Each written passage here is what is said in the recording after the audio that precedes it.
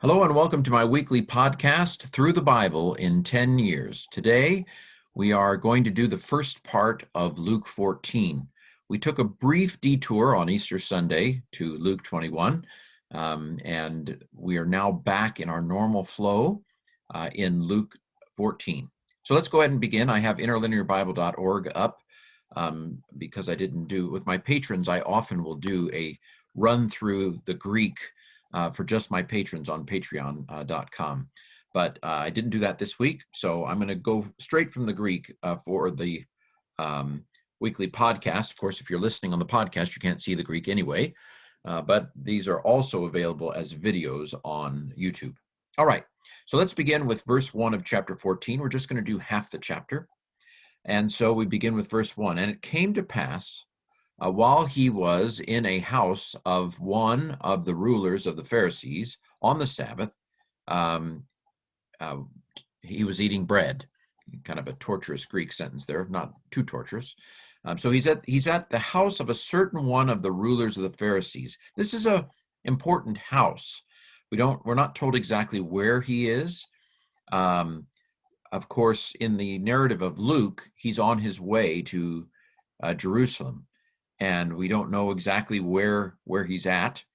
But we don't need to know that, because that's if that was important, Luke would have told us, I think. And so what is more important is he is at the house of a prominent Pharisee. This is not the first time that Jesus has engaged with a Pharisee in the Gospel of Luke. We've had a number of interactions with Pharisees. Who were the Pharisees? Well, the Pharisees were a group that arose in the 2nd century BC. There's, of course, healthy debate and discussion about where they came from. I would say they probably are, in some way, the heirs of the Hasidim, the righteous ones who, in the time of the Maccabean crisis, had said, we're going to be pure. We'd rather die than fight on the Sabbath, and that sort of thing. I'm not saying that the Pharisees are the only heirs of that. There were also the Essenes, who probably were heirs of that Maccabean spirit. Actually, the Maccabees were more practical than the Hasidim. The Hasidim would rather die. The Maccabees were like, well, maybe we should fight on the Sabbath, and live. But the Pharisees may have been associated in some way with dining clubs, and I don't mean sumptuous Epicurean dining clubs. I mean, we're going to eat the right foods kind of dining clubs. We're going to all be, I'm trying to think of a modern version, maybe the vegans. We're going to be vegan. We're not going to eat anything dairy whatsoever, not cheese, we're going to be pure. We're not going to drink milk even. We're going to use oat milk. We're going to eat purely. And the Pharisees did this for religious reasons. They had traditions. Of course, there were the obvious things: no pork, no ostrich, although I doubt there were any ostriches in Israel, no eel, although again, probably not readily available anyway. But there were the basics of Levitical food laws. The Pharisees took it to the whole next level,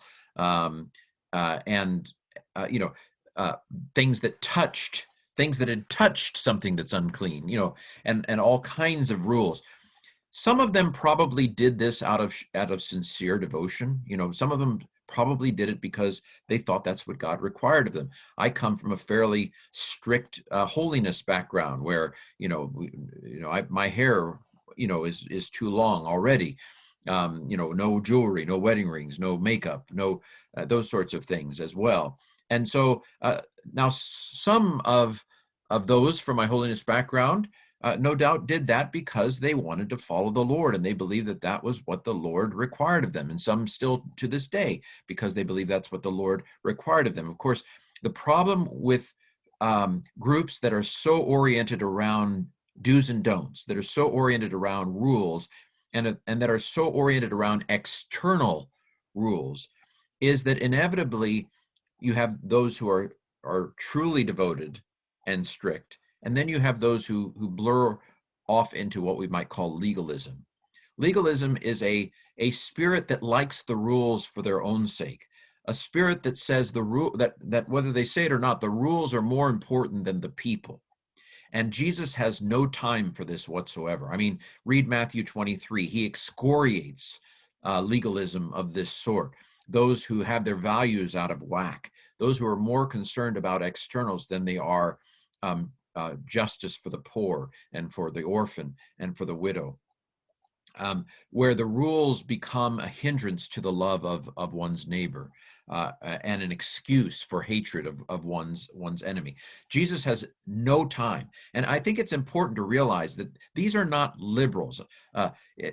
Sometimes, people, Jesus hates the liberals. No, these are the conservatives, by the standpoint of those who keep rules and so forth. And so Jesus has no time for this whatsoever. Jesus cares about people. Plucking grain on the Sabbath. You can't do that. He's like, well, got to eat.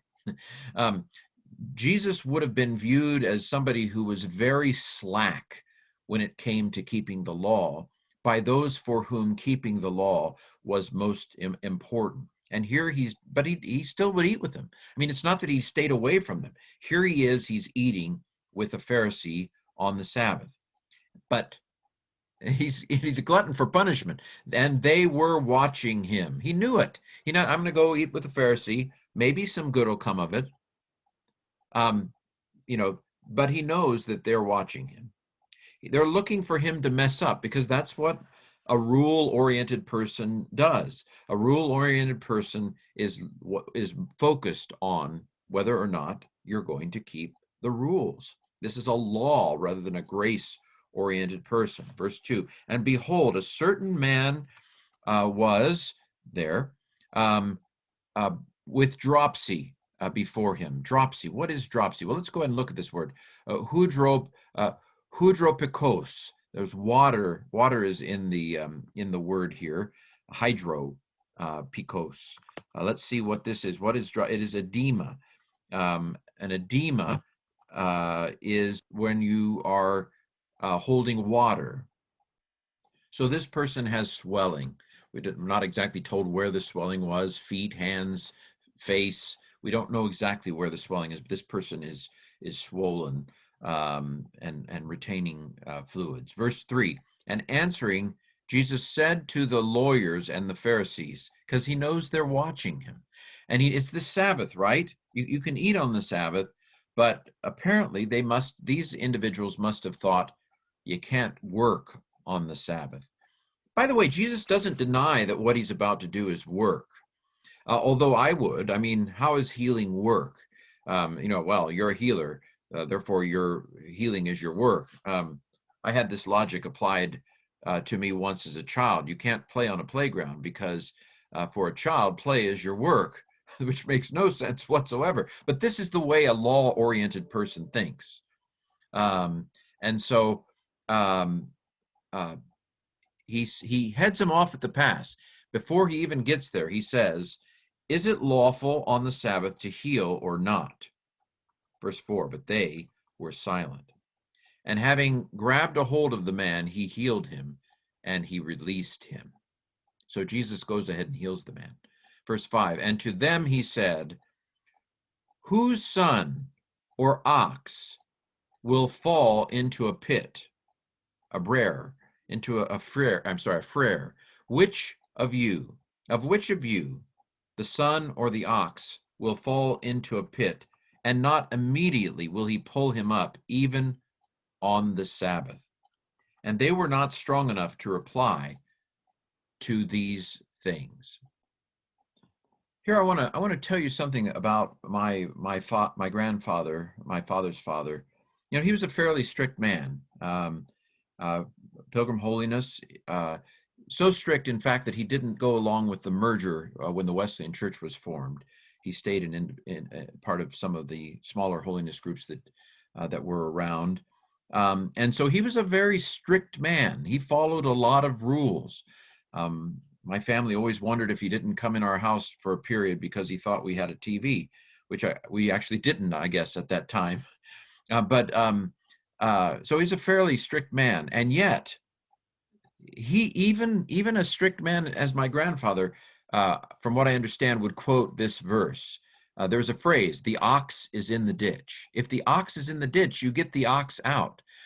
And it's a spirit of making exceptions, reasonable exceptions. It's not trying to find excuses. Oh, I can work on Sunday because of course we didn't work on Sunday.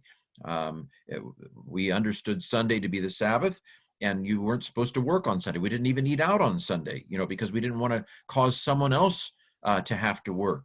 And yet, even such a strict background, we understood this passage. Sometimes the ox is in the ditch, and when the ox is in the ditch, you get the ox out. It's biblical. And it's a reminder that, we talk a lot about absolutes in Christianity, and Christianity is a religion of absolutes because we believe, because love God, love neighbor, there are no exceptions to that rule. That's an absolute. We believe in absolute truth as Christians. In the beginning, God created the heavens and the earth is an absolute truth. And yet, an absolute has no exceptions. Here, Jesus teaches us that in normal operations, most rules have exceptions. That is to say, most biblical rules are not absolutes, because by definition, an absolute can't have exceptions. And yet Jesus was an exception-making model for us. So we need to be careful, because the Pharisees were the absolutists. You see, Pharisees did not make exceptions. The legalists did not make exceptions.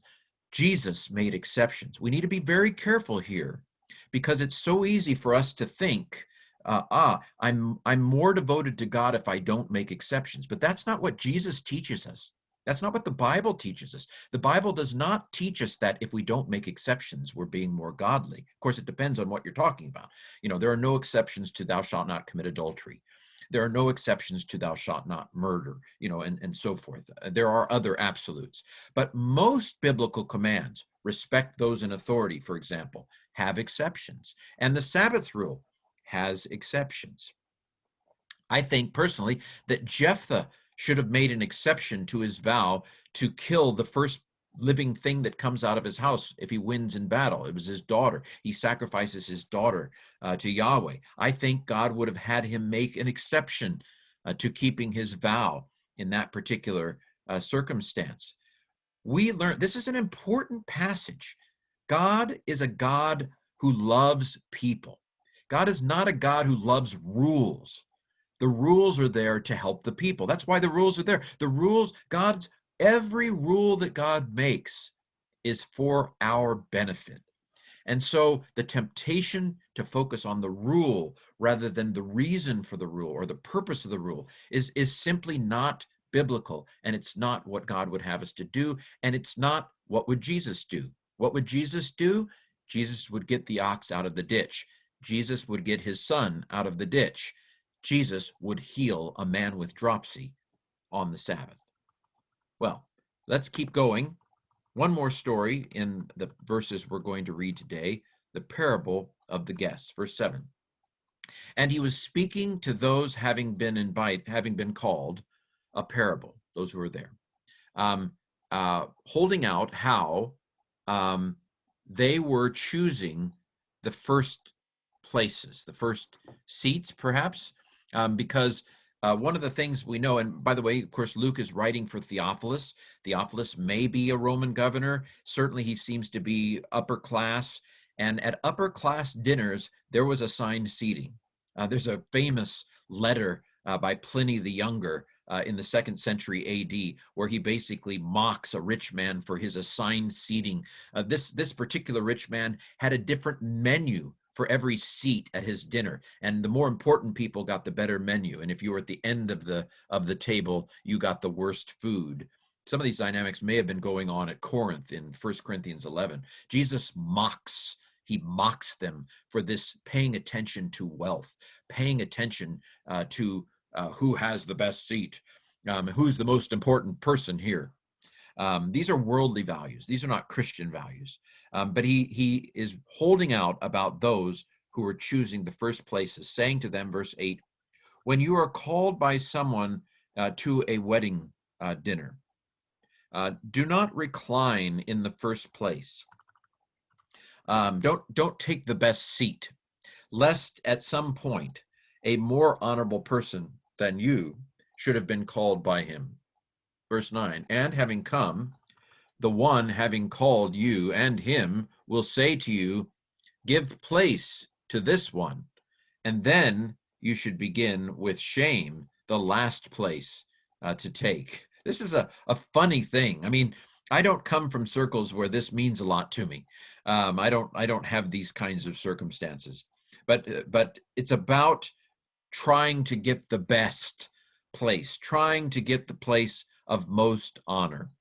And of course, Jesus basically says, this should be your approach. Verse 10, but whenever you are called, having gone, recline in the last place, in order that whenever might come the one who had called you, he will say to you, friend, come up higher. I remember, I don't remember the context. I remember my dad, this passage must have meant a lot to my dad, because I can hear him saying these things, come up higher. This was my dad's philosophy. And I deeply admire him for that. Don't think that you deserve the first place. Don't assume, oh, well, I should get the best seat here. But rather, take a lower seat. And if you should be called higher, they'll call you higher. That it's more honorable to take a seat of humility and be called up higher than to assume that you deserve the best seat. This is not worldly philosophy, is it? Worldly philosophy is get what you have coming to you. You know, make sure that you get the honor you deserve, and to be upset if they don't honor you the way you're supposed to be honored. That's not the way that Jesus approached things. I really admire. My dad was certainly a man after God's own heart. Then keep going here. Then will be to you glory before all of those reclining with you. Verse 11. For everyone who has exalted himself will be humbled, but the one humbling himself or herself, again, masculine oriented language here, but it applies to women as well. The one who humbles herself will be exalted. Verse 12. And he was saying to the one who had called him, whenever you should make a dinner or a supper. Now, he's going to talk to the one who's doing the inviting now. He's been talking to the guest, right? He's been saying to the guest, don't take the seat of honor. Take a lower seat. And if the person who called the dinner invites you up higher, great. But now he's going to talk to the person who made the dinner. He said, whenever you make a dinner or supper, do not call your friends, nor your brothers, nor your relatives, nor your rich neighbors, lest at some point also they themselves should invite you in return, because this is what they did. I'll invite you, you invite me. It's kind of climbing up the ladder by association, you know. I invited the rich person to me. Now, when the rich person invites a lot of rich people, I'm going to go to their dinner. It's climbing up the chain, right? Climbing up the ladder here. Lest at some point, you know, in order that they might call you as well, and they may be making recompense to you. This is patron-client. This was part of social graces. This is how you did it in that day. But here's what Jesus says. But whenever you make a feast, call the poor, those who cannot walk, the lame, the blind, call them. Verse 14, and blessed you will be, because they do not have anything with which to repay you. For it will be recompense to you at the resurrection of the righteous. This fits with Luke's theme. Luke emphasizes Jesus' ministry to those on the edges. Jesus didn't come for the healthy. He didn't come for the well-to-do. He didn't come for the rich. He didn't come for the famous. He didn't come for the powerful. He came and focused especially on those who were on the margins, those who had nothing, those who had been knocked off track by life and by Satan and by the world, those who were demon possessed, those who were had a bodily deficiency of some kind. Those are the ones that Jesus focused on. And Jesus says, invite them, and then God will repay you at the resurrection of the righteous. This expression, resurrection of the righteous, has always struck me as very, very interesting. It's clearly the Gospel of Luke believes in the resurrection, and especially the resurrection of those who are righteous. And of course, the righteous, we believe, are those who are in Christ. Well, we will continue on, Lord willing, with Luke 14 next week. We've just done about half the chapter through verse 14, but we will, Lord willing, continue on next week with our quest to go through the Bible in 10 years.